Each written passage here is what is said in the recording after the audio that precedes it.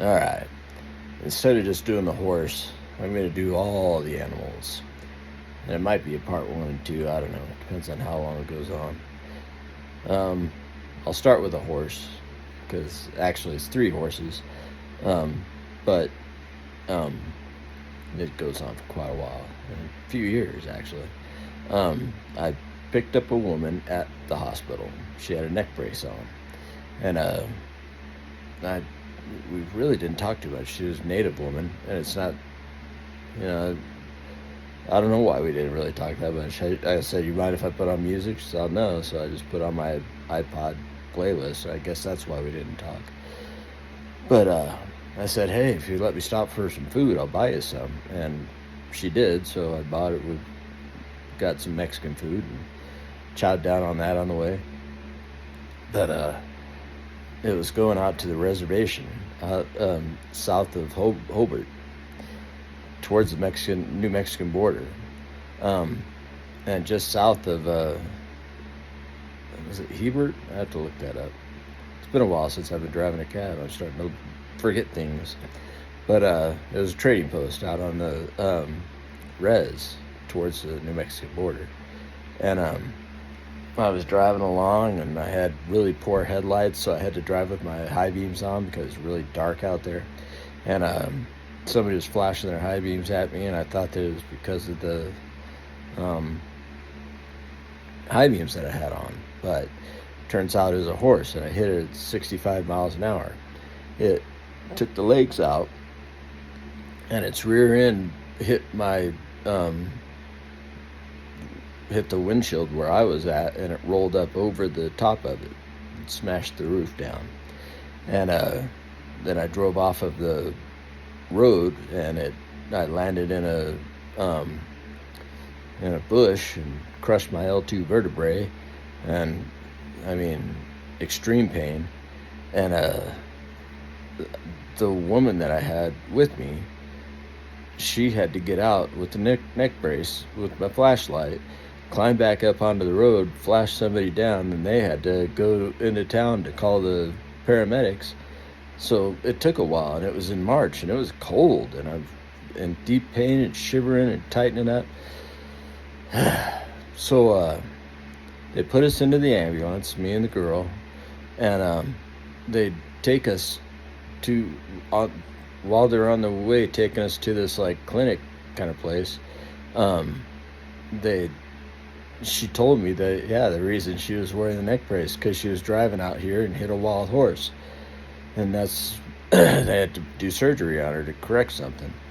So they take us into the clinic, and I mean, her life is so tragic that just out of respect, I'm not going to say it again. You know, it's just so tragic, sad, sad, sad. All the things she told me. But in she had to go to the bathroom at one point, and they wanted to put a catheter in her, and she says, "No, I don't want a catheter in me." And it was some kind of, I'm pretty sure it was just, and I'm positive, I would bet $100 on it that it was racism going on between the white people and the Native Americans, because she was overly angry, and I was saying, if you don't want a catheter, just pee. I mean, just go where you are. Fuck it. Have your family bring you some change of clothes. And she didn't want to do that. She finally walked out and signed a thing that said that insurance wouldn't have to pay for whatever. And I mean, the Native people got top of the line insurance. I mean, they were very well taken care of in that respect. IHS. So she signed a thing and left with her family. Well, they did the x-ray on me and found out that I had a crushed L2 vertebrae. I said, "Hey, can you give me some pain pills or something? This is hurting." And the nurse, and this is something I want everybody to hear because it's very important, the nurse said, "All you need to do is just relax, and it'll take a lot of that pain away."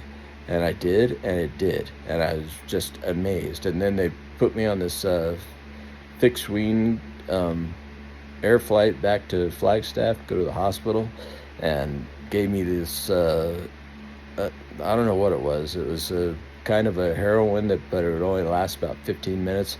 And they'd say, okay, when it starts hurting again, tell me. And it wasn't really all that bad. And I hate heroin, the high of it, all of it. I don't like opiates.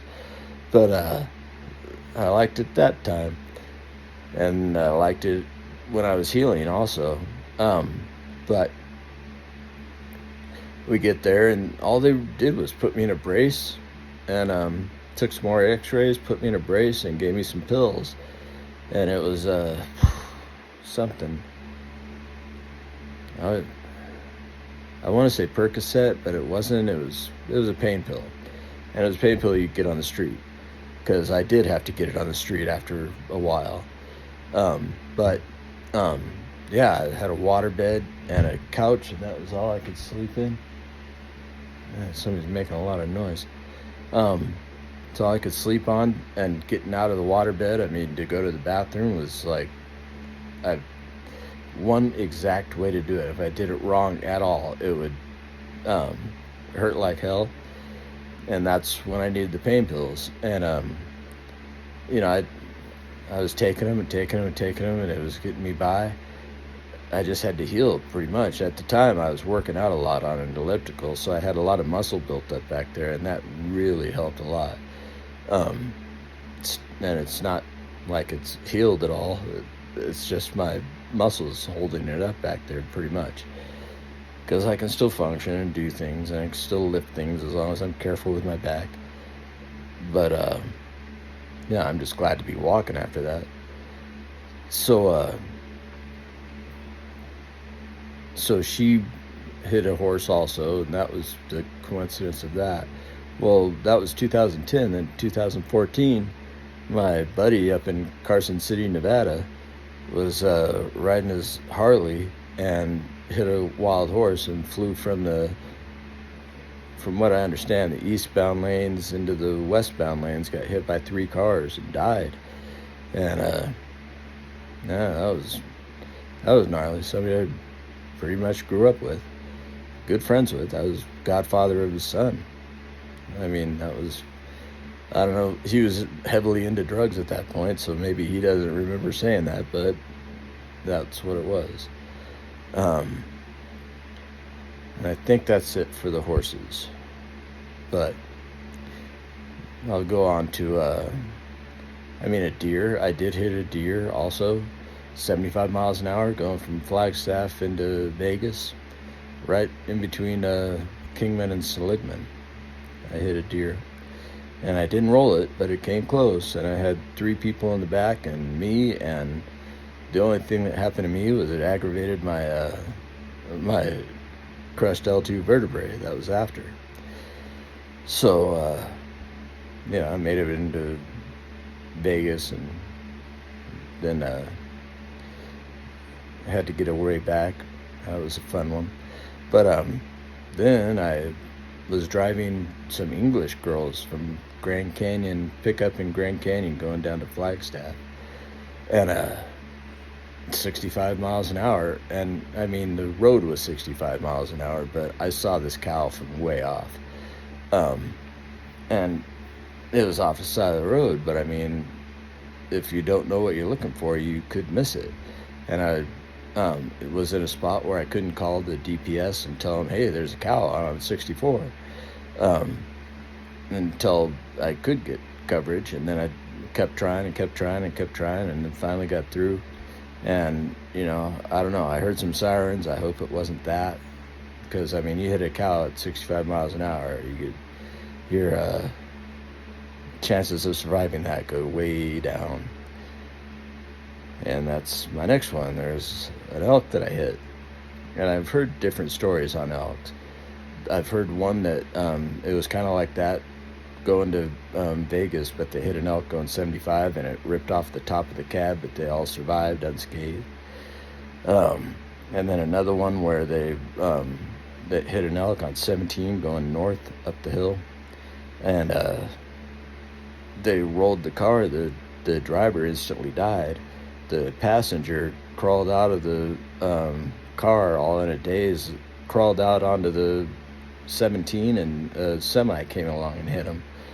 And I mean, there's all kinds of stories. I have heard of people hitting cows, and they were very damaged for years.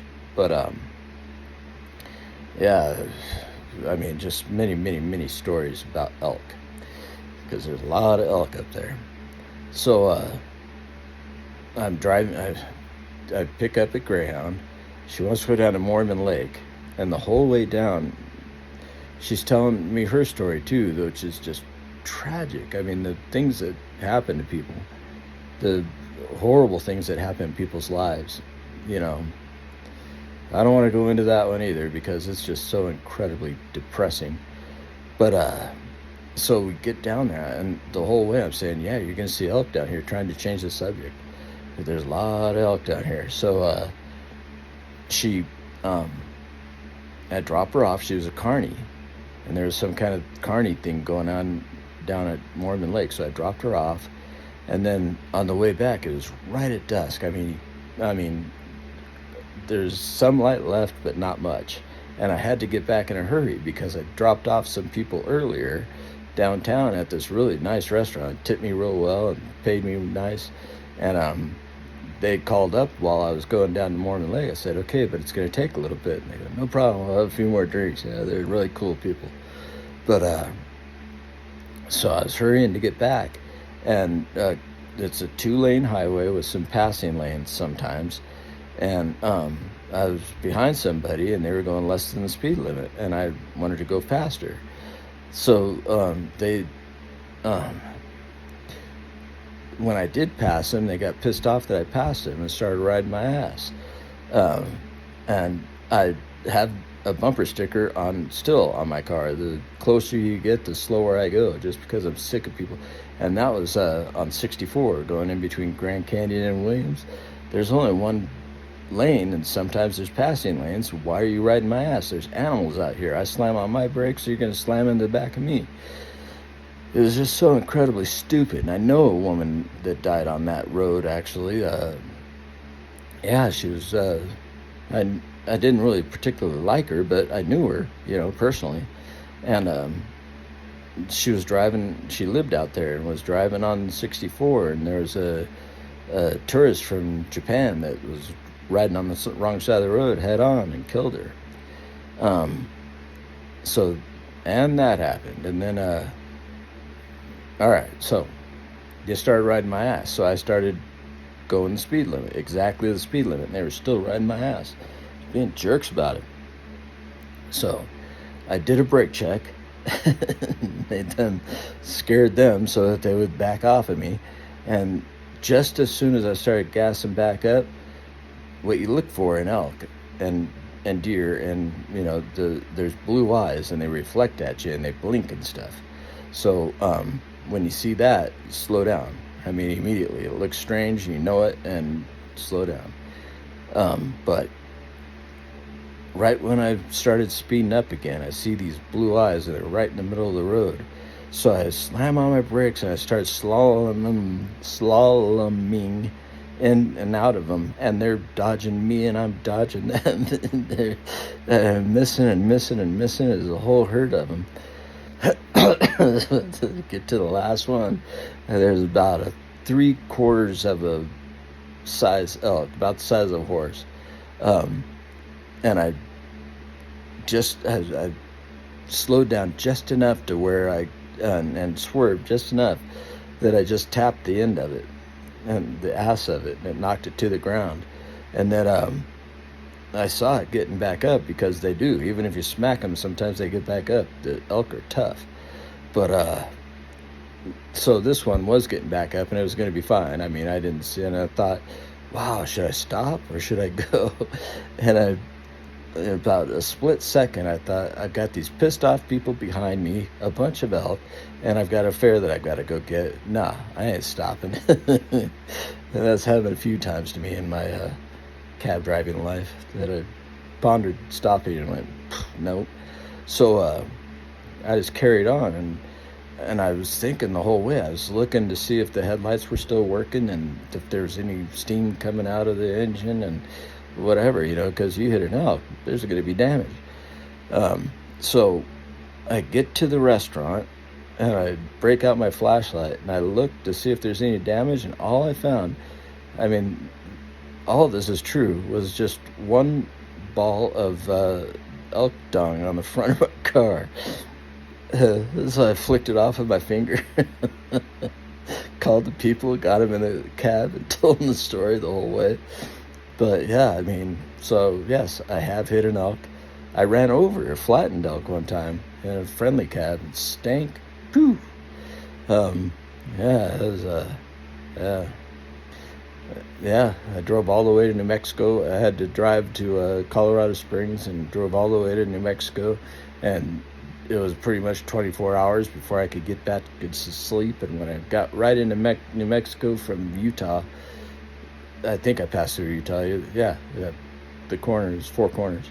But yeah, right then there's an elk in the middle of the road, and I swerved around it. I didn't hit it. But yeah, I mean, it's, people don't realize. And I mean, I can't tell you all the rides that I gave to people that hit animals. But anyways, this is going on 16 minutes. And again, this might be part 2 because I'm going to remember stuff. So, yeah, bye.